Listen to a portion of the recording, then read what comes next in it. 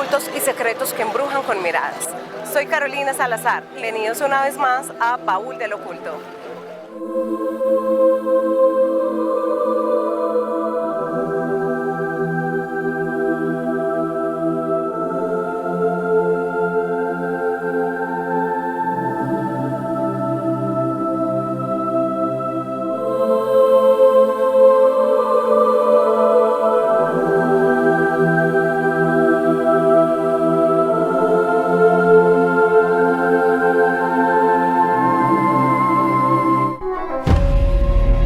Bienvenidos otra noche más a Baúl de lo Oculto, donde estaremos con la Madre Tierra, seres elementales, investigaciones paranormales, extraterrestres, religiones y personas con cualquier tipo de dones. Baúl del Oculto.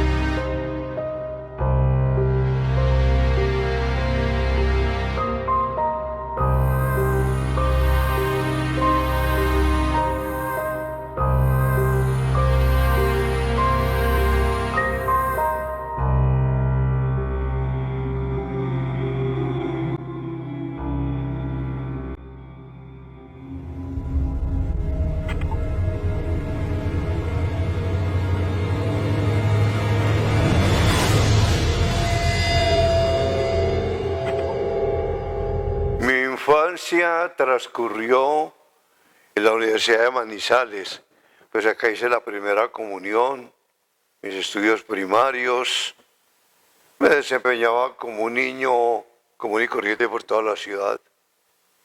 Luego en el bachillerato sí fui amigo de todos los jovencitos de la burguesía de Manizales, andaba con ellos para arriba y para abajo durante muchos años, más de 10 años estuve con ellos, hice grandes amigos, buenas amistades.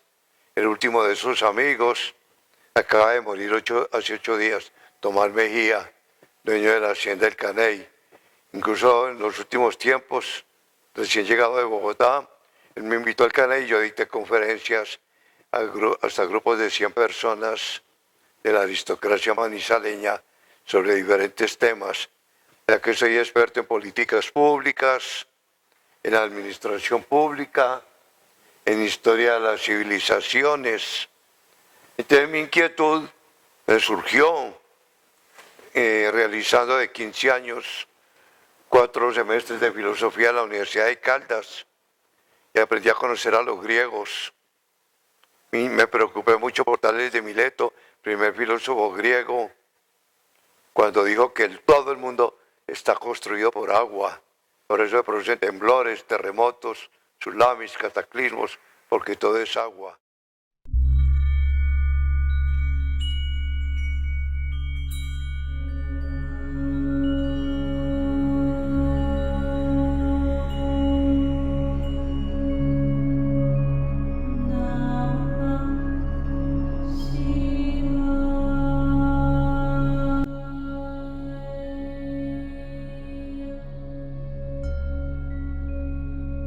Y lo confirmó el túnel acuático y el metro que hay entre Londres y París, que está construido bajo el mar, la obra de ingeniería más grande del siglo XX.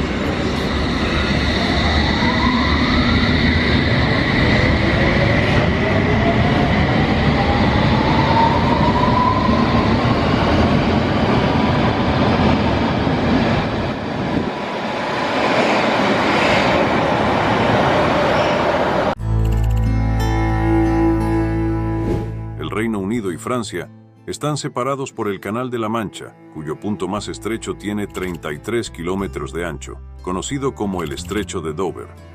El estrecho se ha utilizado durante cientos de años como el punto ideal para cruzar entre los dos países. Sin embargo, hasta entonces el cruce solo era posible por embarcaciones. Entonces, solo en la década de 1980, se inició la construcción de un increíble túnel que conectó los dos países a 75 metros bajo el nivel del mar. Sin embargo, por más que esta construcción parezca ser bastante compleja, esta idea es más antigua de lo que imaginamos. A principios del siglo XIX, surgieron las primeras propuestas de un túnel bajo el Canal de la Mancha, pero fueron consideradas inviables para la época y también fueron rechazadas por algunas razones políticas y militares. La historia del Eurotúnel es fascinante, pero estuvo marcada por desafíos técnicos, financieros y políticos. El tiempo fue pasando y la necesidad de construir ese megaproyecto se hacía cada vez mayor. Algo necesitaba hacerse para facilitar el transporte de pasajeros y mercancías entre el Reino Unido y el continente europeo para promover la integración y el comercio en la región. A lo largo de los años, se realizaron varios intentos para iniciar el proyecto del Eurotúnel, pero solo ganó un impulso real en la década de 1980. El 12 de febrero de 1986, Francia y el Reino Unido firmaron el Tratado de Canterbury, comprometiéndose a construir el túnel. El tratado abordó diversas cuestiones legales técnicas y de seguridad necesarias para la construcción y operación del túnel. Estableció la estructura para la gestión del proyecto, incluida la creación de una empresa binacional para construir y operar el túnel. También incluía disposiciones sobre cuestiones como seguridad, inmigración y aduanas, dado que el túnel crearía una nueva ruta de tránsito entre el Reino Unido y Europa continental. Aunque los dos países fueron rivales durante gran parte de la historia, llegó el día en que todo se resolvió y una de las obras más complejas y costosas del mundo pudo realizarse. Ahora, con toda la parte burocrática resuelta, en 1988 finalmente comienza la construcción del tan soñado Eurotúnel. La construcción enfrentó numerosos desafíos, incluyendo problemas geológicos, necesidad de técnicas de construcción avanzadas y cuestiones de seguridad. Antes de comenzar a construir el túnel bajo el Canal de la Mancha, fue necesario realizar un estudio geológico muy detallado. Esto era importante porque el túnel iba a pasar por debajo del mar, y cualquier filtración podría causar un desastre enorme. El equipo de geólogos, liderado por especialistas, tuvo que encontrar el tipo correcto de suelo para excavar el túnel.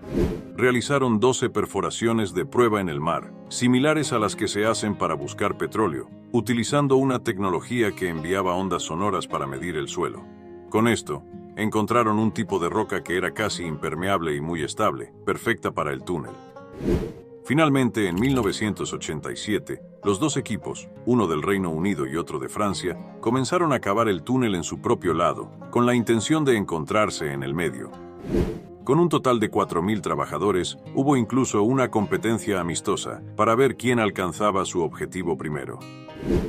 Los equipos de excavación de los dos países tuvieron la misión de excavar alrededor de 17 kilómetros de cada lado. Para excavar se usaron estas enormes máquinas llamadas TBM, Tunnel Boring Machine, que podían avanzar hasta 75 metros por día e instalar placas de concreto automáticamente. Gracias a estas máquinas gigantes, la construcción de este túnel tan complejo fue posible de realizarse. Excavar un túnel debajo del mar, obviamente no fue fácil y surgieron desafíos significativos durante la excavación. Ocurrieron varios problemas, como por ejemplo, una fuga en el lado británico que casi causa un desastre, pero lograron repararla usando placas de acero. El equipo francés también tuvo sus desafíos con infiltraciones, pero igualmente lograron manejar el problema y continuar con la excavación. Al final, a pesar de los problemas y retrasos, ambos equipos lograron encontrarse debajo del mar el 1 de diciembre de 1990, con solo 35 centímetros de diferencia entre los dos lados. Después de terminar la excavación, Aún llevó otros 4 años instalar todo lo necesario para que los trenes pudieran pasar, como las vías, la electricidad y los sistemas de seguridad. El túnel tiene un total de 50,4 kilómetros de longitud, con 37,9 kilómetros bajo el mar, alcanzando su punto más bajo a 75 metros de profundidad, convirtiéndose en uno de los túneles subacuáticos más largos y complejos del mundo. En total, el proyecto consta de 3 túneles paralelos, 2 para tráfico ferroviario y un túnel de servicio. La construcción completa del Eurotúnel tardó más de 7 años en completarse y fue inaugurado el 6 de mayo de 1994 por la reina Isabel II del Reino Unido y el presidente François Mitterrand de Francia. Desde su inauguración es posible viajar de Inglaterra a Francia en tan solo 35 minutos gracias a la impresionante velocidad de hasta 160 km por hora de los trenes que recorren el Eurotúnel. Los costes totales del túnel fueron un 80% más altos de lo esperado, ascendiendo a 4.650 millones de libras en ese momento. Cada año, más de 7 millones de pasajeros utilizan esta cómoda conexión subterránea. Debido a la grandeza de esta increíble estructura, la Sociedad Estadounidense de Ingenieros Civiles declaró al túnel una de las 7 maravillas del mundo moderno. La historia del Eurotúnel es un testimonio del ingenio humano y la cooperación internacional, superando obstáculos técnicos, financieros y políticos para conectar 2 importantes países europeos. Su funcionamiento continuo garantiza una conexión vital entre el Reino Unido y Francia, desempeñando un papel crucial a la hora de facilitar el flujo de personas y mercancías. El Eurotúnel representa no solo un logro técnico impresionante, sino también un hito histórico en la cooperación internacional y la integración europea. A pesar de los desafíos enfrentados a lo largo de los años, desde las primeras propuestas en el siglo XIX hasta su finalización e inauguración en 1994, el túnel del canal simboliza la capacidad de la humanidad para superar obstáculos y unir a las naciones para el progreso y la conectividad. Al proporcionar una ruta rápida y eficiente entre el Reino Unido y Francia, el Eurotúnel desempeña un papel vital en el comercio, el turismo y la integración continental, lo que demuestra el poder transformador de la ingeniería y la colaboración internacional.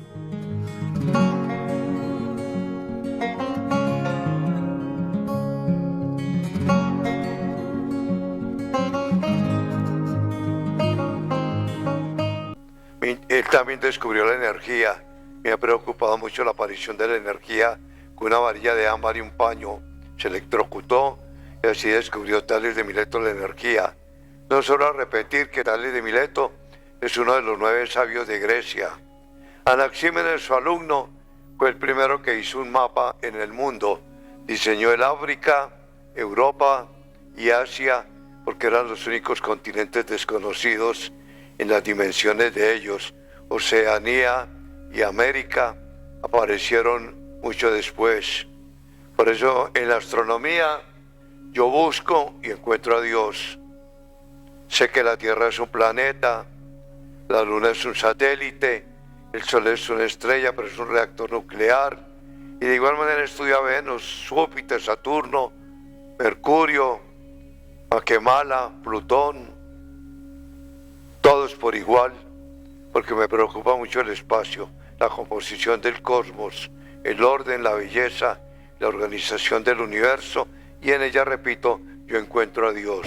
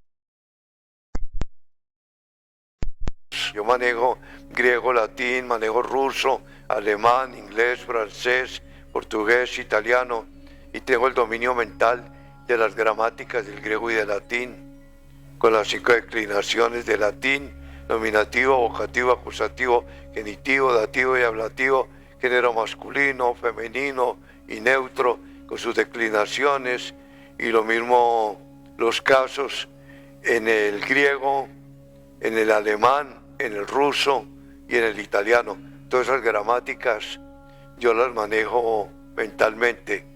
Amo los idiomas, la lingüística.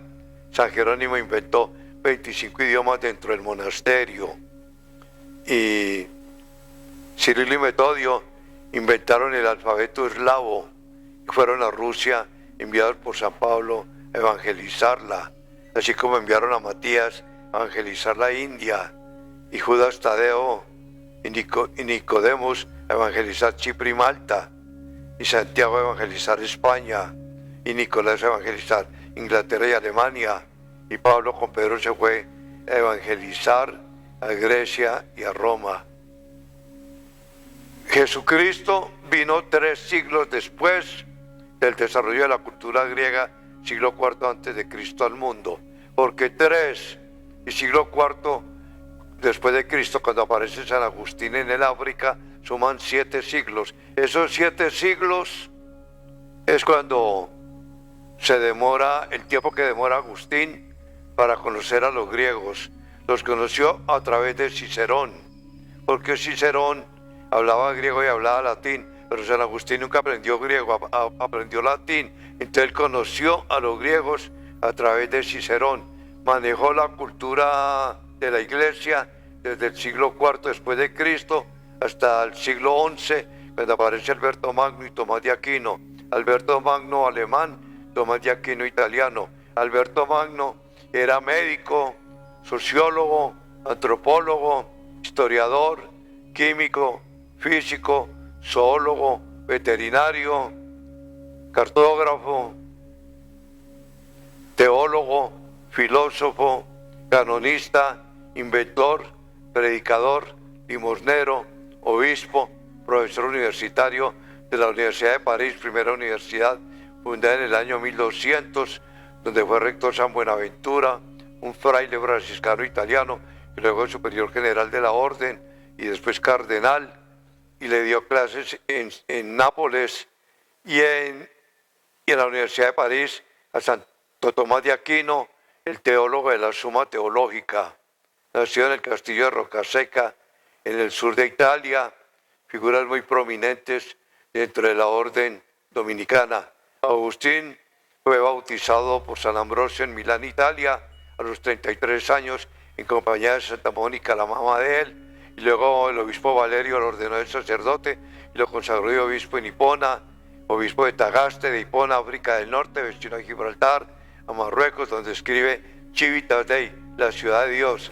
Se requiere una ciudad de Dios que cobije la ciudad de los hombres, en la ciudad de Dios de San Agustín y las confesiones de San Agustín.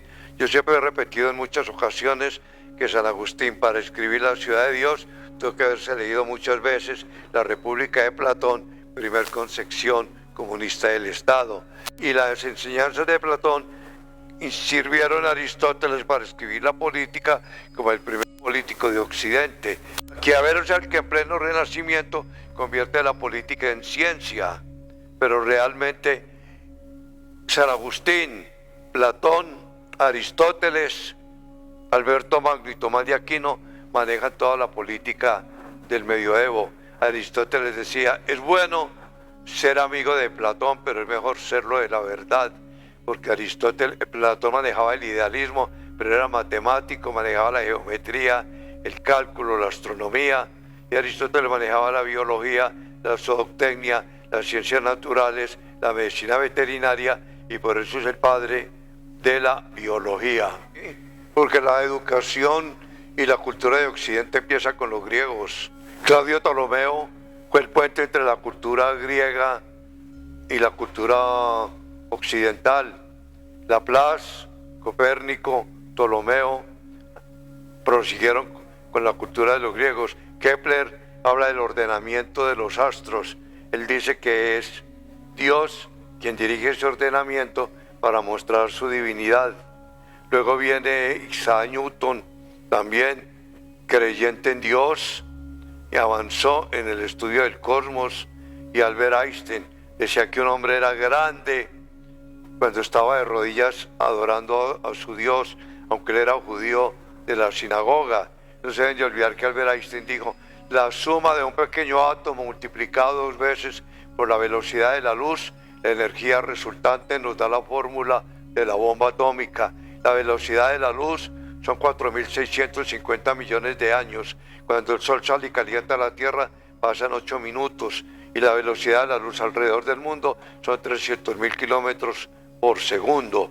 Habló de los eclipses de sol y de luna, que ya de ellos había hablado Tales de Mileto, uno de los sabios de Grecia, primer filósofo griego del siglo IV antes de Cristo.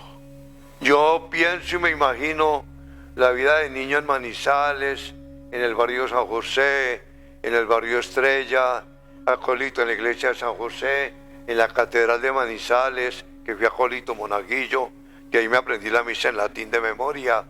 Al día de hoy y a todo mi transcurso, es una vida muy distinta, muy cambiada. Duré 20 años con el cuerpo diplomático en Bogotá, asistiendo a cócteles, a fiestas, a recepciones. Tuve contacto con diplomáticos de todo el mundo y ahí hice amigos en los continentes del mundo, en Asia, en Oceanía, en Europa, en el África. Hoy en día, a través del WhatsApp, tengo correspondencia con amigos en los 5, ya 6, 7 continentes que tiene el mundo. Con todos ellos tengo mucha experiencia, mucho intercambio de ideas, y mi vida cambió totalmente.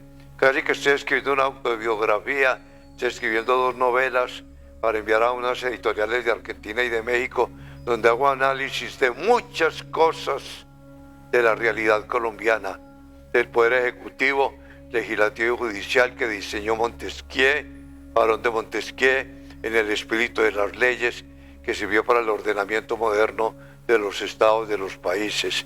Yo hablo de ellos y analizo la forma como cada uno se ha aplicado en el caso colombiano hasta el día de hoy, como el señor presidente de la República, gerentes de institutos descentralizados, ministros, gobernadores y alcaldes forman parte del Ejecutivo, lo que da base al ordenamiento geopolítico del territorio colombiano en la práctica.